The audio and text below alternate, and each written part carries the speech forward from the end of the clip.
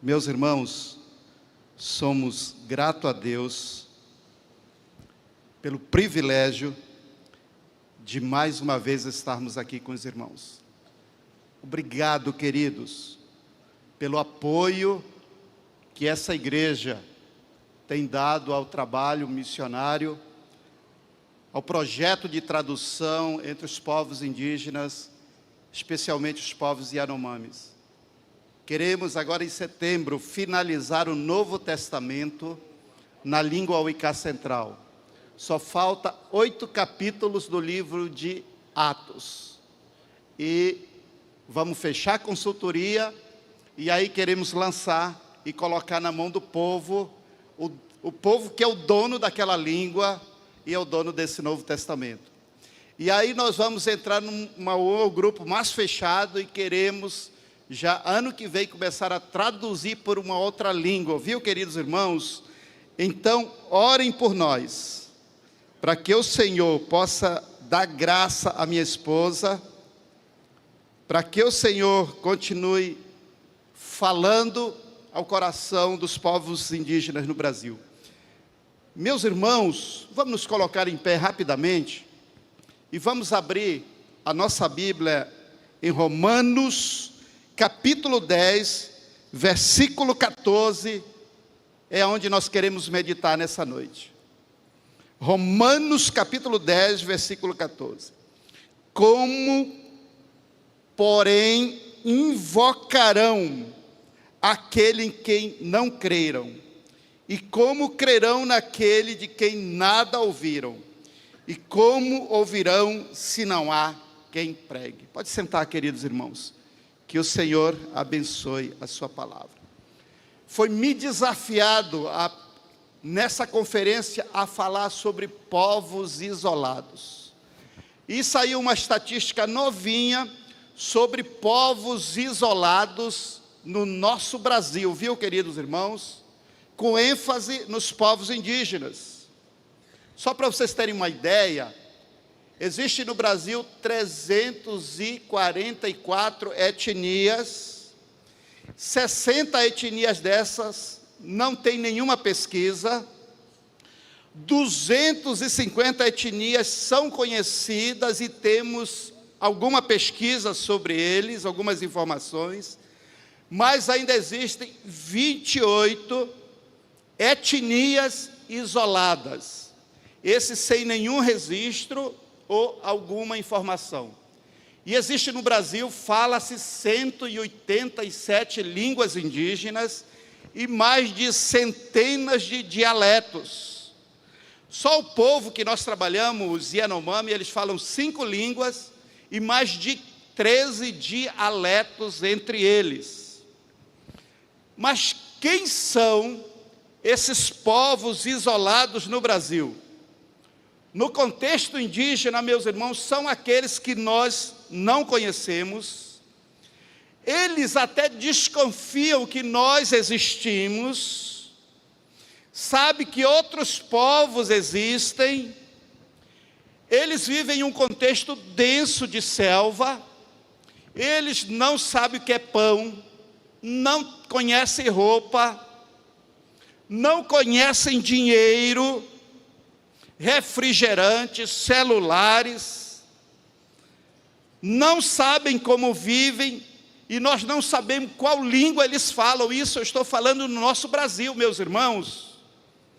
São guerreiros por natureza, péritos na guerra, perigosos, são os povos de alta complexibilidade no Brasil, e é proibido pelo governo, pela lei, nós entrarmos para nós pregarmos a palavra de Deus para eles. Mas é esse povo, meus irmãos, que Deus tem dado a minha e minha família, para nós irmos até eles, aprendermos a língua e traduzirmos a palavra de Deus para esse povo. Antes de eu falar, eu quero contar uma história. E fui aonde tudo começou na minha vida. O ano era 96, me converti em 93. No ano de 93, eu saí para o campo missionário. E eu subi o Rio Negro 3 dias e 3 noites até uma região de barco. E 3 dias para se chegar numa aldeia que era o destino aonde eu iria estar fazendo o trabalho missionário. Só que naquela região, meus irmãos, existia um povo perigoso, violento, e que todo mundo dizia: Paulo, não passa naquele lugar, não pare naquele povo, aquele povo é violentíssimo. E todas as vezes que eu ia, eu atravessava com a canoa para o outro lado do rio. Mas Deus tem os seus planos. Um dia, meus irmãos, eu estou atravessando para o outro lado do rio, em frente àquele povo, num rio largo. De repente o barco para, eu tento ligar o barco, ele não funciona, e de repente vem uma tempestade, um vento forte contrário, que começa a empurrar a nossa pequena canoa em direção ao porto daquela comunidade, daquele povo violento. E era eu, mais 2 missionários da Jocum, e eu começo a ficar nervoso, porque aquela voz falava e dizia: não pare nesse lugar, esse povo é violento, esse povo pode representar um perigo para vocês. Mas, meus irmãos, o vento era maior, o vento era forte, tentamos remar para outra margem, não conseguimos nada.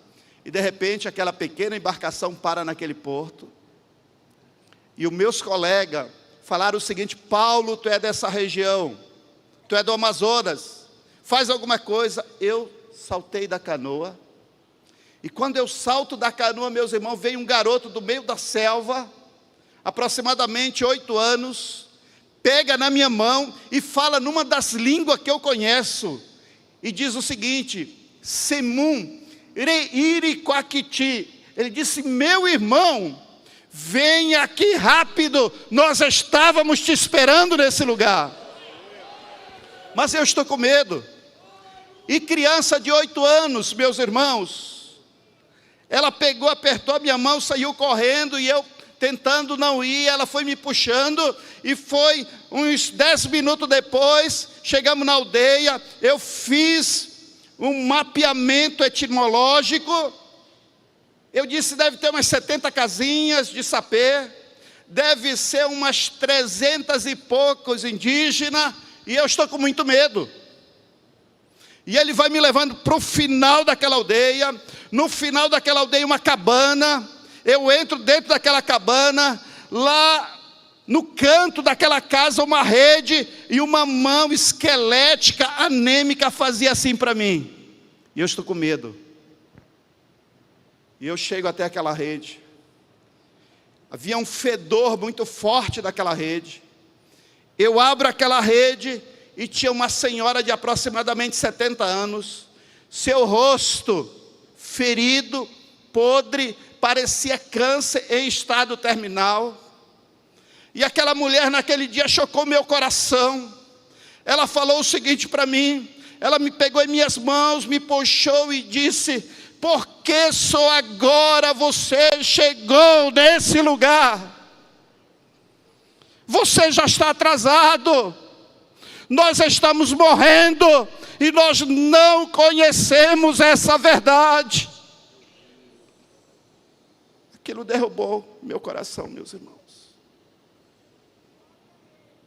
Eu comecei a falar para aquela senhora. E naquele momento ela entrega a sua vida a Jesus. No momento que ela entrega a sua vida a Jesus, ela parte para o Senhor.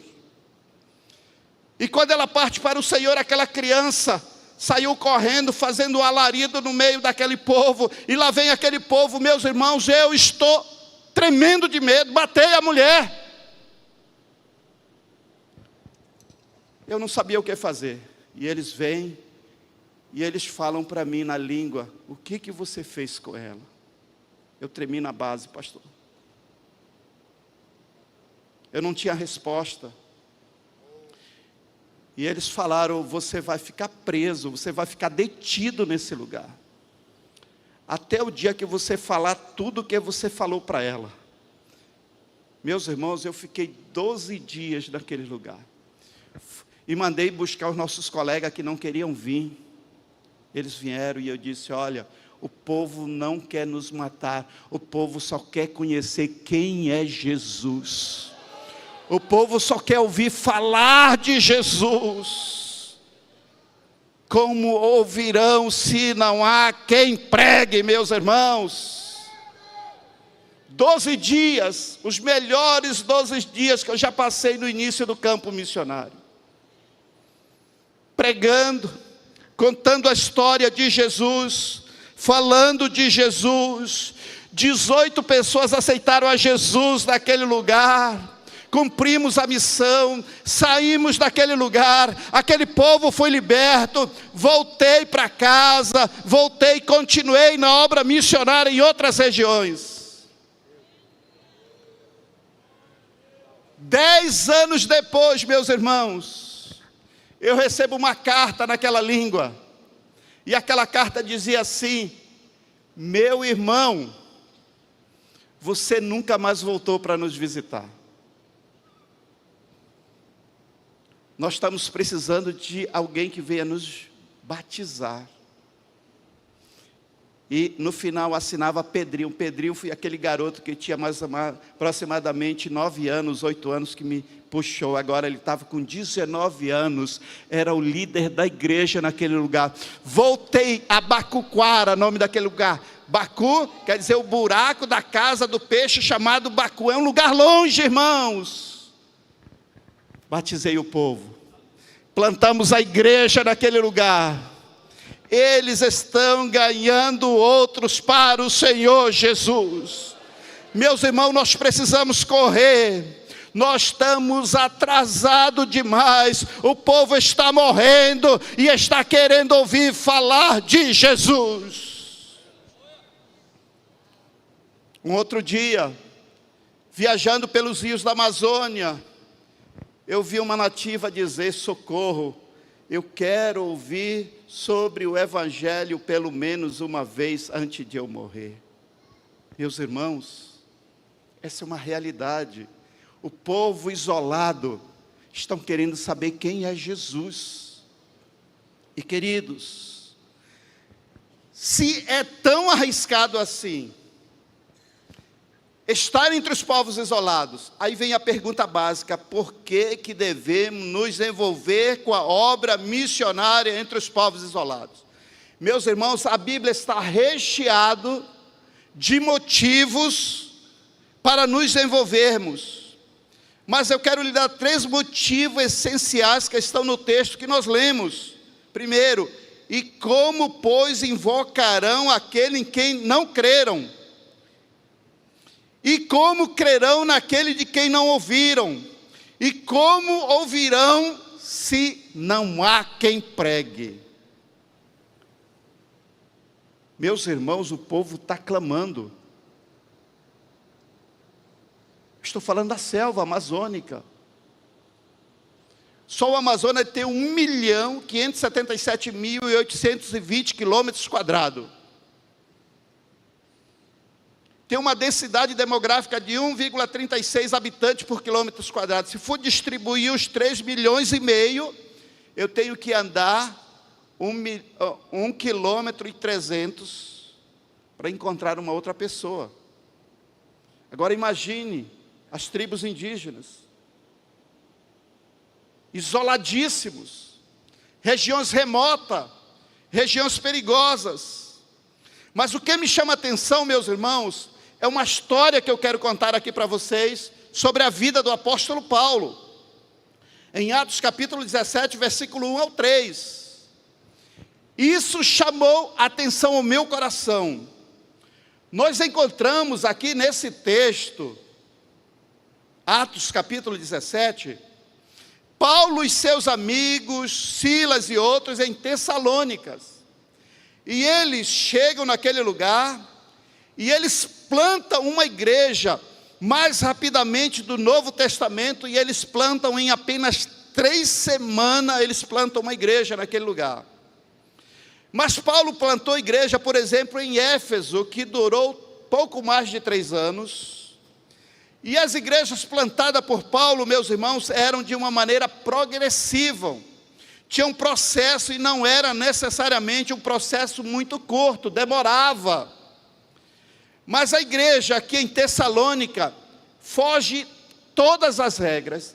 Segundo os pesquisadores, essa igreja que foi plantada em Tessalônica por Paulo foi algo que sobrenatural, algo que não acontece rapidamente, algo que foge todas as expectativas teológicas, porque Paulo e seus amigos, segundo Atos 17, passaram 3 semanas em Tessalônica, e ali nasce uma igreja. Imagine comigo, meus irmãos, você ir para um lugar, passar 3 semanas e nasce uma igreja. Foi isso que aconteceu nessa história que eu estava lendo sobre Paulo. Notem comigo que isso não é algo natural, isso é algo miraculoso, algo sobrenatural, algo excepcional. Não é algo corriqueiro, é algo que somente o Senhor pode fazer acontecer um povo diferente.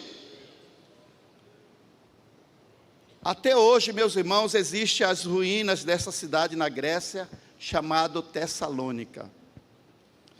Paulo, nessas 3 semanas em Tessalônica, ele fazia o seguinte: aos sábados ele ia para a sinagoga e pregava, e expunha o evangelho para os judeus, e durante a semana ele ia para o mercado central da cidade, e ele pregava para todo mundo que passava naquele lugar, para os judeus e gentios. Ele ficou 3 semanas em Tessalônica, e o povo se converte, e nasce uma igreja naquela cidade, queridos.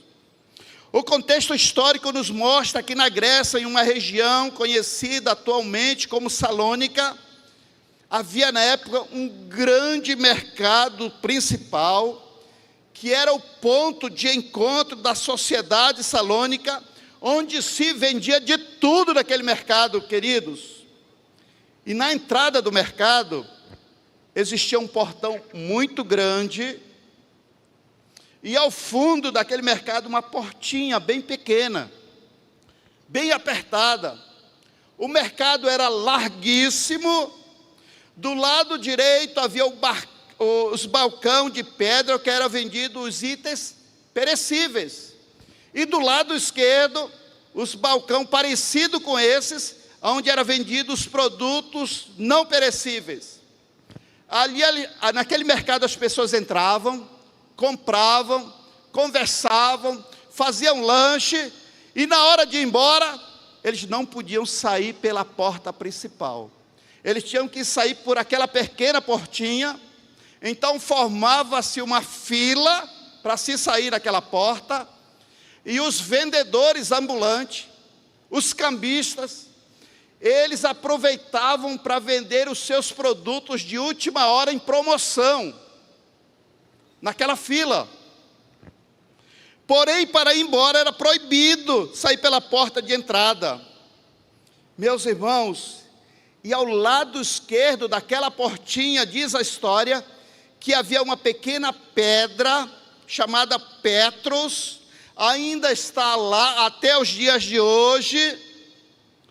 E essa Petros, meus irmãos, era um local oficial, onde apenas alguém que tinha uma autorização do governo oficial daquela cidade, poderia alugar para utilizar e comunicar, dar aviso à sociedade salônica, fazer propaganda.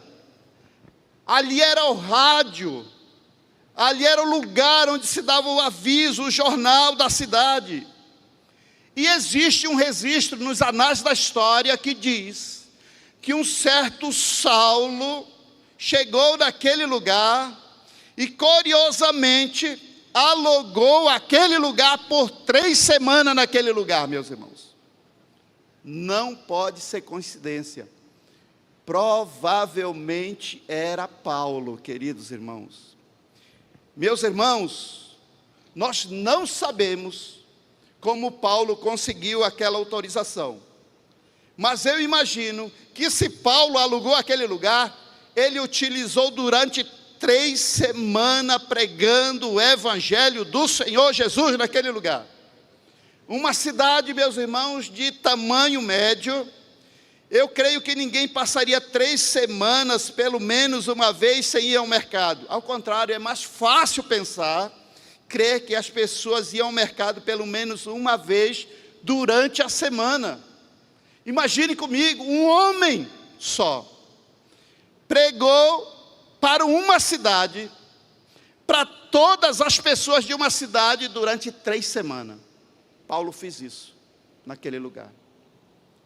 Um só homem tenha pregado o evangelho 3 vezes para cada habitante daquele lugar. Vemos aqui Paulo fazendo o que, irmãos?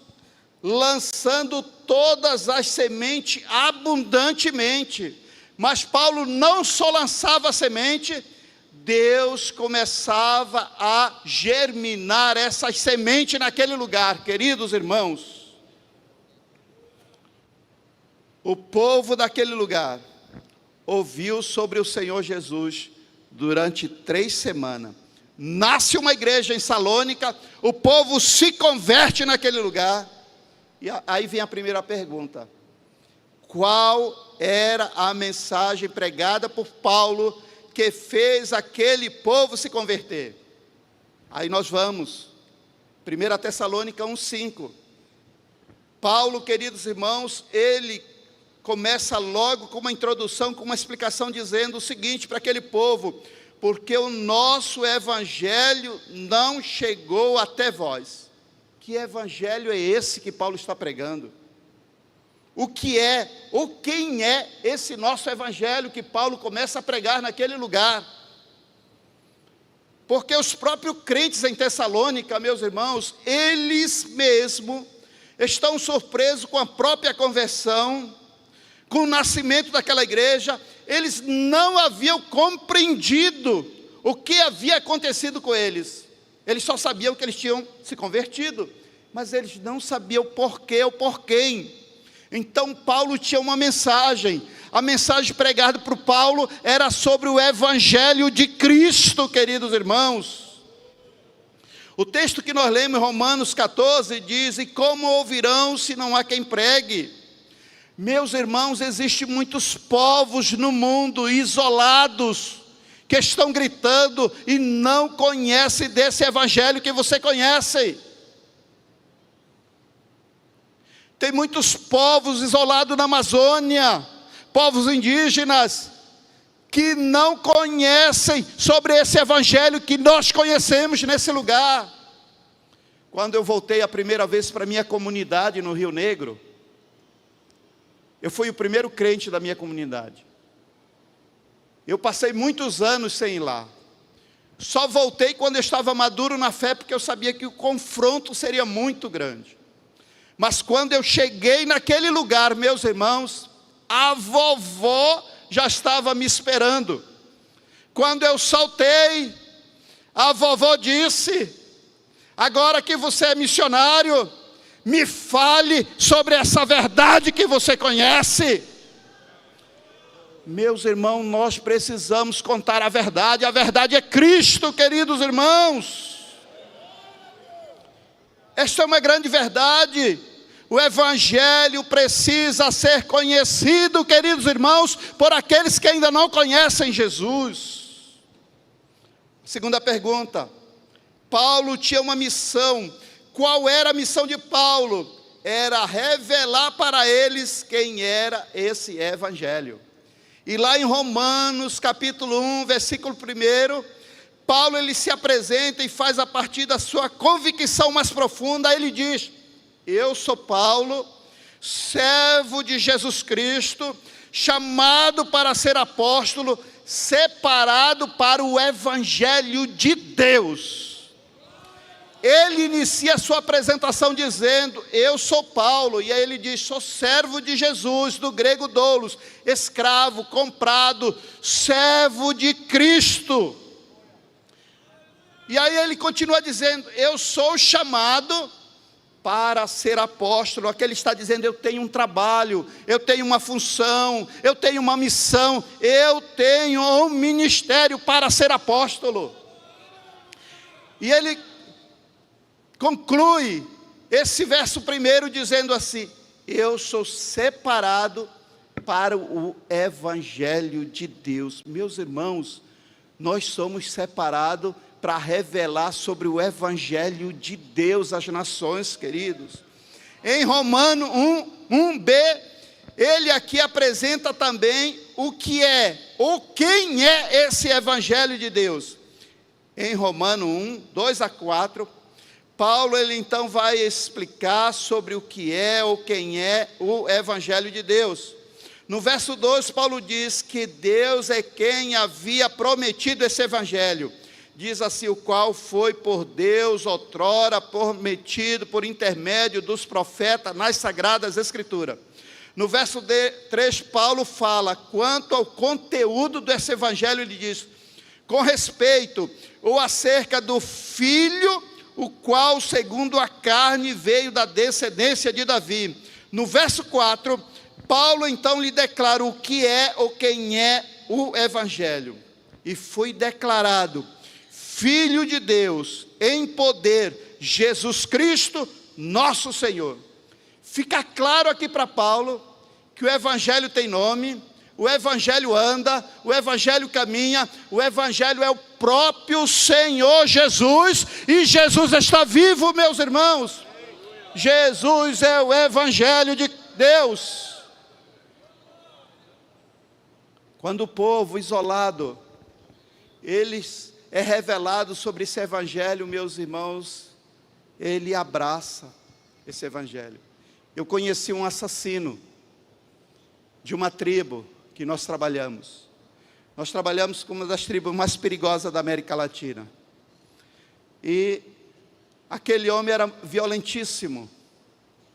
Mas um dia nós estávamos falando sobre Jesus. E eu tive um professor do Betel brasileiro que dizia: Paulo, esquece escatologia, esquece. Se você quer milagre no ministério, fala de Jesus, fala dos milagres de Jesus. E eu comecei a falar de Jesus para aquele homem. A minha esposa traduzia, e aquele homem sumiu. Um dia aquele homem voltou, e ele disse: eu descobri que aquela serpente lá no início me fez matar a pessoa. Mas falando para Betânia, minha esposa disse: mas agora, Betânia, eu quero abandonar isso, eu quero aceitar esse Jesus como meu Salvador. Mas ele não aceitou só, ele trouxe toda a sua comunidade de 40 pessoas, junto com eles, aceitaram a Jesus no dia 13 de novembro de 2013, meus irmãos. Pregue sobre o Evangelho. Às vezes nós estamos falando mais do pregador, da nossa igreja, da nossa denominação. Nós esquecemos de falar de Jesus, meus irmãos.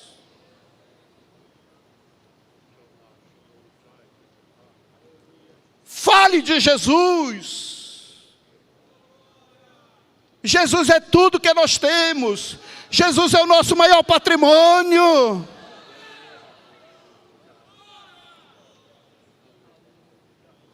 E agora o povo de Tessalônica, em 1 Tessalonicenses 1,5, Paulo então ele explica porque o nosso Evangelho não chegou até vós tão somente em palavra, mas sobretudo, principalmente em poder do Espírito Santo, em plena convicção, assim como sabeis ter sido nosso procedimento entre vós, por amor de vós. Irmãos amados, falem, pregue sobre esse Evangelho que é Jesus e que está vivo entre nós.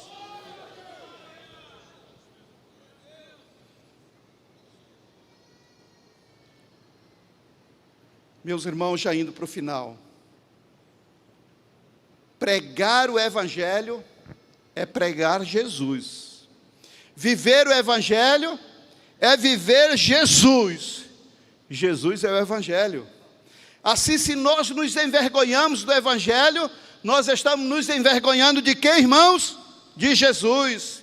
Se deixamos de pregar o Evangelho, deixamos de pregar Jesus. Se não cremos no Evangelho, não estamos crendo em Jesus. Paulo ele finaliza em Romanos 1,16 falando: o Evangelho é o poder de Deus para a salvação de todo aquele que crê.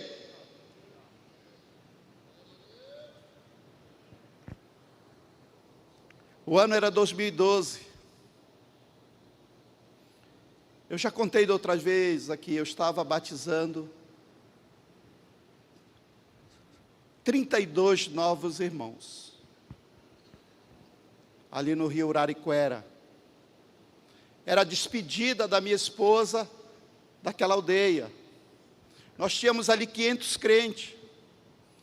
Mas naquele dia, meus irmãos, quando nós estávamos batizando, na fila do batismo, aparecem 5 guerreiros de uma aldeia distante, inimigo da aldeia onde nós trabalhávamos.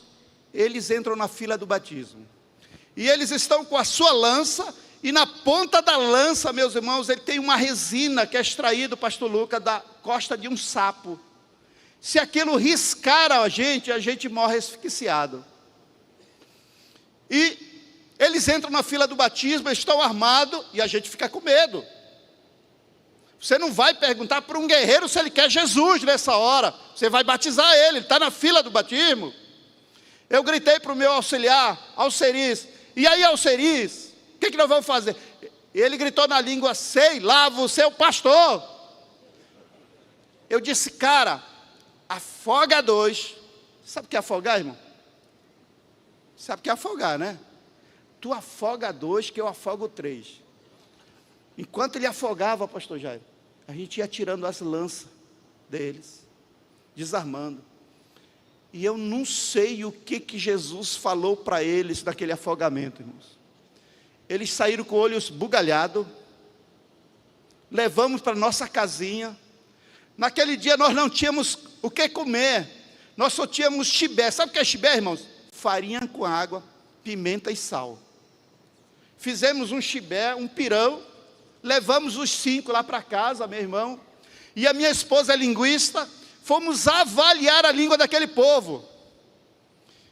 E enquanto ela avaliava, ela disse: amor, eu consigo me comunicar com eles na língua que eu falo, noutra língua. Eu disse: então eu vou pregar sobre o Criador. Falei sobre Deus. Depois eu falei sobre o Salvador, falei sobre Jesus. E por último eu falei sobre o Espírito Santo, mestre, consolador e guia. Aqueles homens estavam estatalados olhando para nós, queridos irmãos. De onde vocês vieram? 10 dias dessa região. Por que vocês vieram? Porque nós estamos morrendo. Nós queremos ouvir alguma coisa diferente. Nós estamos em busca de uma verdade. E colocamos eles no aviãozinho, meus irmãos. Demos uma volta com eles. De onde vieram? Daqui. Depois de 2 horas achamos uma clareira, marcamos no GPS. Eles disseram: aqui que nós moramos. Conseguimos pousar numa pista provavelmente de garimpeiro, sei lá. Deixamos eles.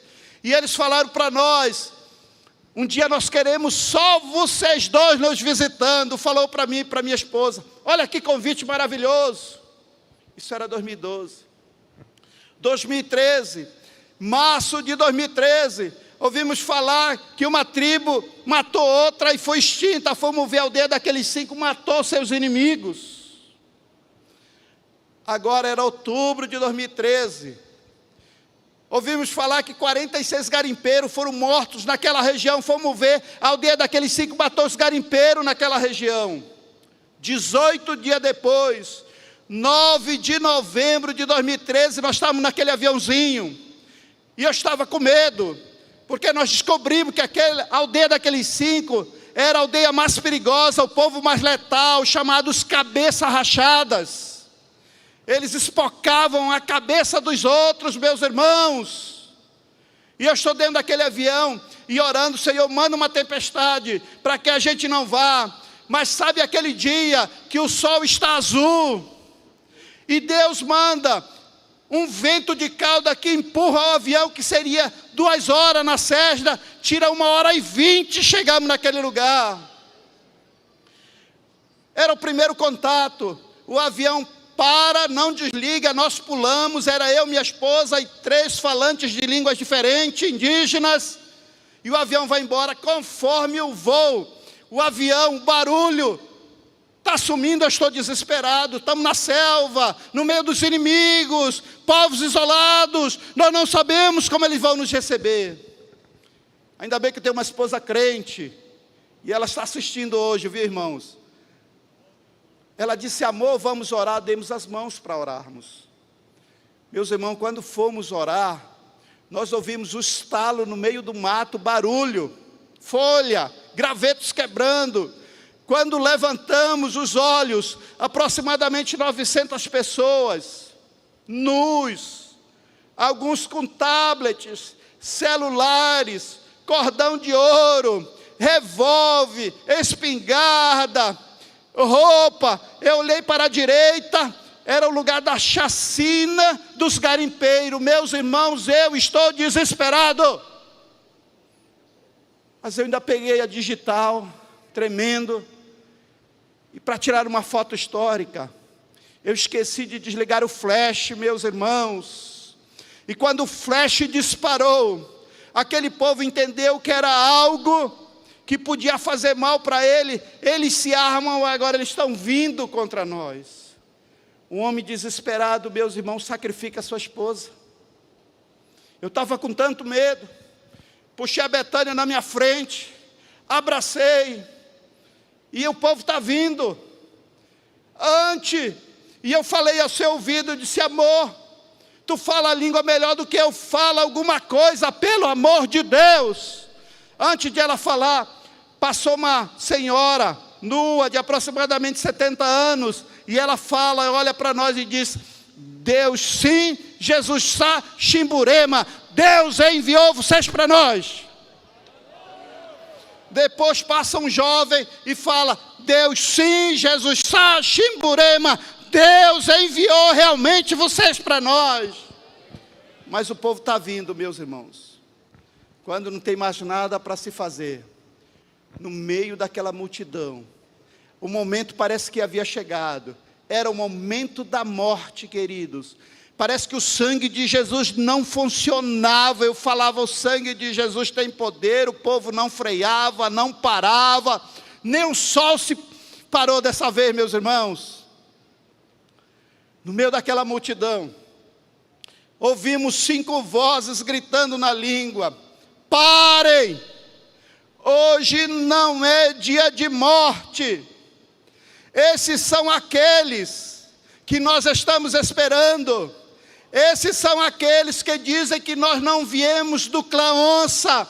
Esses são aqueles que dizem que existe um Criador para nós. Meus irmãos, a multidão abre caminho, e eu olho 5 rostos de 5 homens que 1 ano atrás eu havia batizado no outro rio, meus irmãos. E o homem é orgulhoso, botou a mulher para trás, saiu andando, tremendo. A paz do Senhor, meus irmãos. E aí começou uma história conosco. No meio desse povo já plantamos, meus irmãos, 25 igrejas. Temos mais de 6.000 crentes num raio de 6 dias a pé.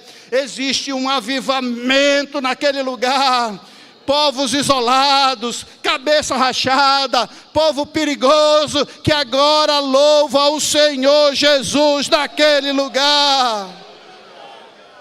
E agora vem a pergunta ao nosso coração. Responda você mesmo para Deus: e como, pois, invocarão aquele em quem não creram? E como crerão naquele de quem não ouviram? E como ouvirão se não há quem pregue? Pregue a palavra, minha irmã. Pregue a palavra, meu irmão. Os cabeça rachada são de Jesus. Um dia desse eu perguntei para eles, eu estava sozinho um Natal desse com eles. A região é tão perigosa, meus irmãos, que eu tenho um vídeo. Eu cheguei 9 horas da manhã, o aviãozinho me deixou na pista. 60 guerreiros vieram me guarnecer, porque é região de conflito étnico, todo armado. E eu caminhei das 9 para chegar às 5 horas da tarde na aldeia, numa outra aldeia. Tinha 290 pessoas para serem batizadas naquele lugar. Eu tenho esse vídeo. Meus irmãos, e quando eu estava caminhando com aqueles homens, eu fiz uma pergunta para eles. E a pergunta que eu fiz para eles foi o seguinte: vocês ainda têm desejo de matar alguém? Porque eles poderiam me matar. Eles disseram: meu irmão, nós somos do Senhor Jesus agora. Meus irmãos, fale sobre Jesus. E eu quero passar um vídeo, tem um vídeo aí, o vídeo do batismo. Eu cheguei no dia 9 de novembro de 2013 naquele lugar. No dia 10, no dia 11 eu batizei os primeiros 162. No dia 12 nós começamos o processo de plantio de igreja. Assim como Paulo passou 3 semanas pregando, nós só pregamos durante 3 dias e o povo se converteu. 400 pessoas foram a Jesus no primeiro contato. E batizei os primeiros 162. E houve um avivamento. Meus irmãos, vocês vão ver os feiticeiros em cima das árvores se tremendo pelo poder de Deus, eles entregando a sua vida a Jesus. Mulheres que não sabia que era o Espírito Santo sendo batizado pelo Senhor. Nós vivemos um sobrenatural no meio daquele povo.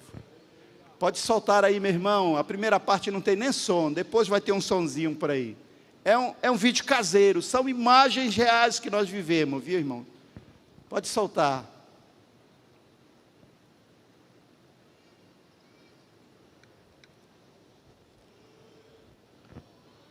Se der para soltar o vídeo, pode soltar, meus irmãos. E como, pois, invocarão aquele em quem não creram?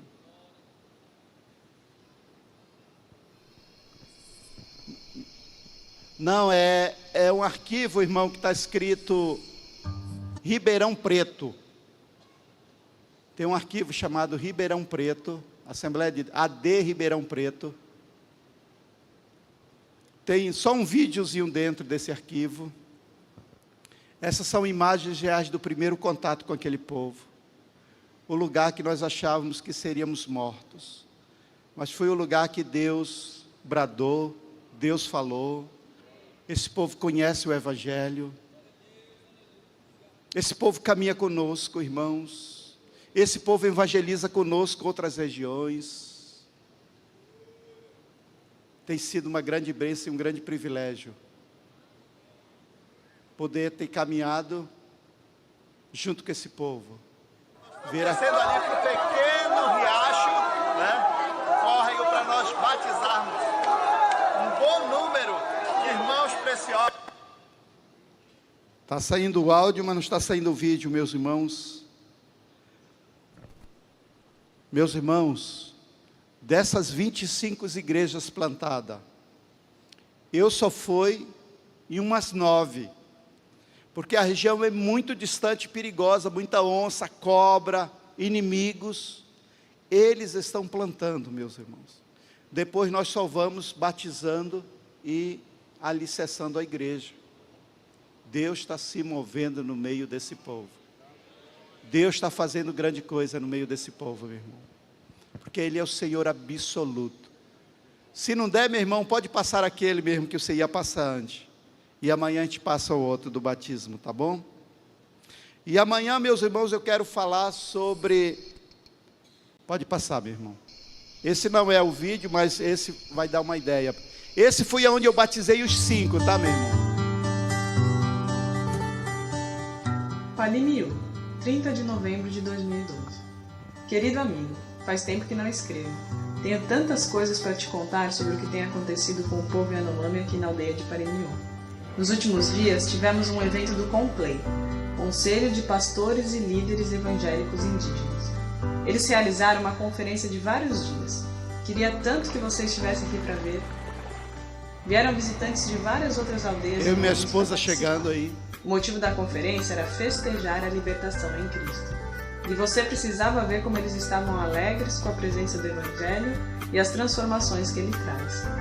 O evento começou com algumas oficinas de música, onde alguns jovens foram ensinados a tocar violão e flauta.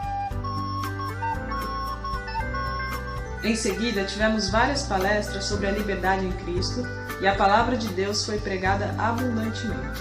Eles prestavam muita atenção, alguns faziam até anotações e eram sempre participativos. Os momentos de louvor também eram muito alegres e contagiantes. Todos estavam enfeitados, cantando e dançando louvores na própria língua materna.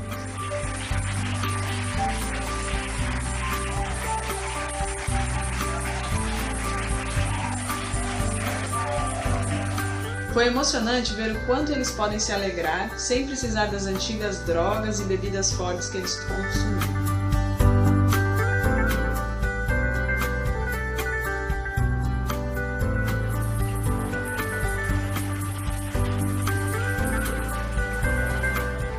O evento terminou com um batismo, onde 32 indígenas firmaram seu compromisso publicamente. Era 37 com aqueles 5, e animação estampada em cada rosto.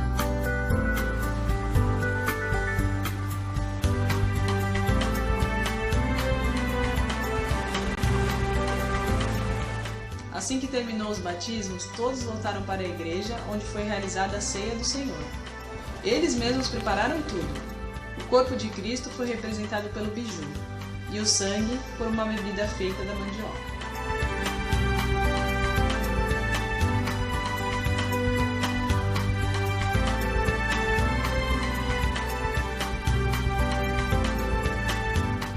Foram imagens que ficaram guardadas para sempre em nossa memória. E por esse motivo...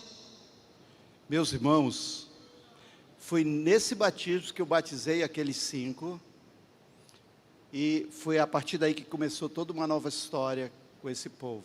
Então ore por nós, e amanhã, queridos, eu quero encerrar falando e apresentando os 4 elementos bíblicos que fez nascer uma igreja em 3 dias, o povo se converter, o que foi que nós fizemos para que aquele povo amadurecesse muito rápido no meio da selva, tá bom? Se alguém quiser o imã de geladeira, eu esqueci de colocar o imã, viu, irmãos? Mas é a nosso panfleto de oração. Se alguém quiser, pode pegar conosco, viu, queridos? E eu quero agradecer, viu, pastor Jairo, pastor Luca, pela oportunidade.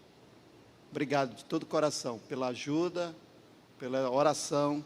Temos sido muito abençoados por vocês no meio desse povo indígena.